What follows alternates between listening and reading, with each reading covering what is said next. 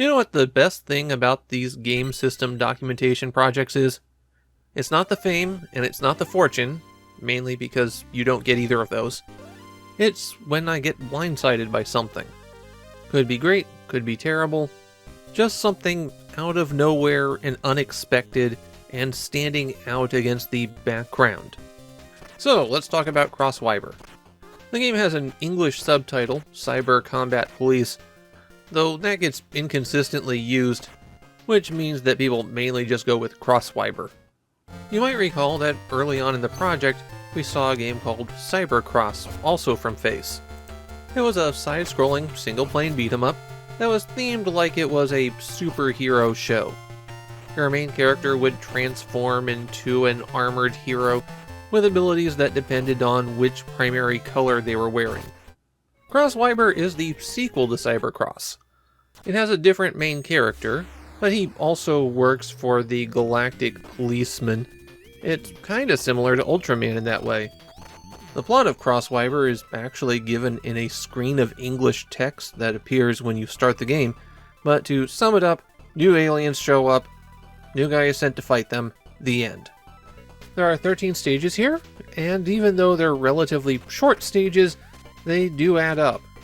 There's plenty of Cross Wiber for you.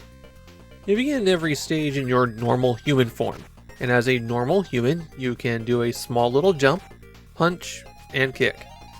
Punching and kicking are both on button 2, and the way that works is if you're standing still, then you do a punch, and if you're moving in a direction or are jumping, then you do a kick. When you're crouching, you can kick by pressing diagonally. The important thing when you're in normal human mode is that you have an energy bar.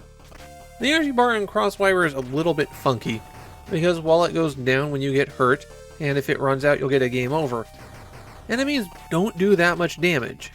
In fact, the only way I died in Cross Wiber was by falling in holes. You'll spot little tech pods that fly across the screen from time to time, and attacking one of these will drop a power-up. When you're in human form, these will always restore energy. In other words, healing is incredibly common, while damage is very light. And that means that Cross Wiber can throw a ton of enemies at you. It doesn't matter that sometimes the patterns wind up unfair, since you don't get hurt that much, and you can always restore the health. You'll notice that the energy bar has 3 colors to it: red, green, and then blue.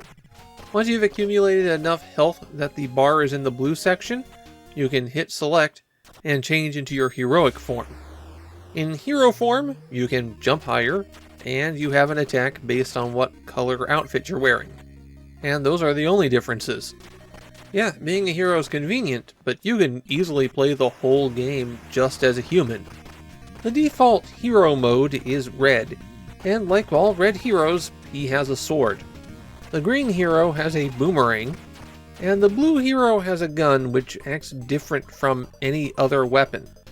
That gun has limited ammunition, and you'll have to collect bullets from those same tech pods in order to reload it. If you run out of bullets, then you're back to punching and kicking.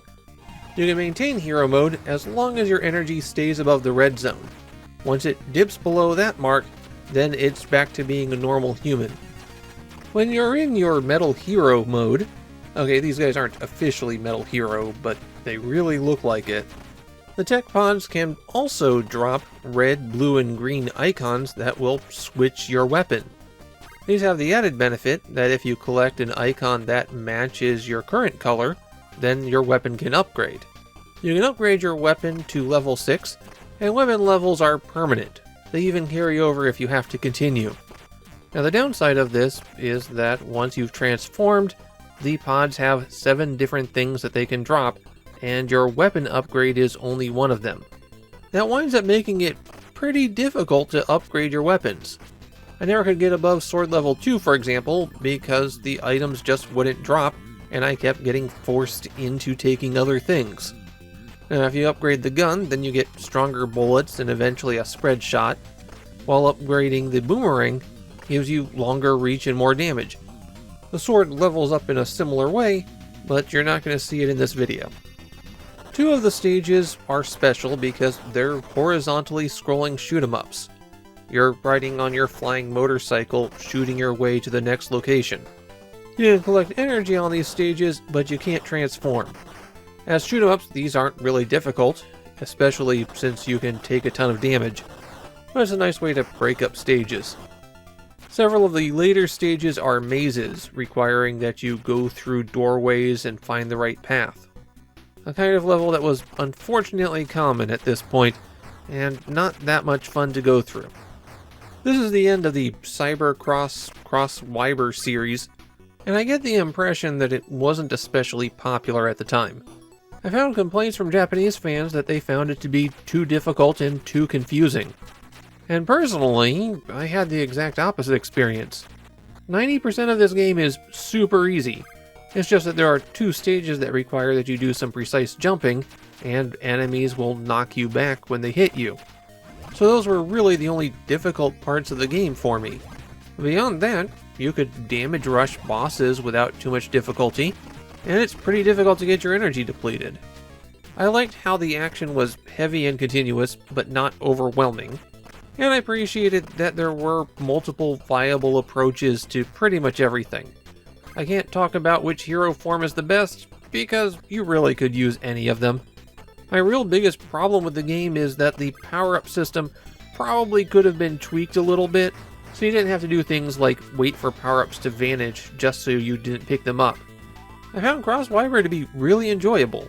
A decent improvement over Cross Cyber that I already liked. Cross Wiber wound up being a pretty cool game. Definitely worth at least giving a try.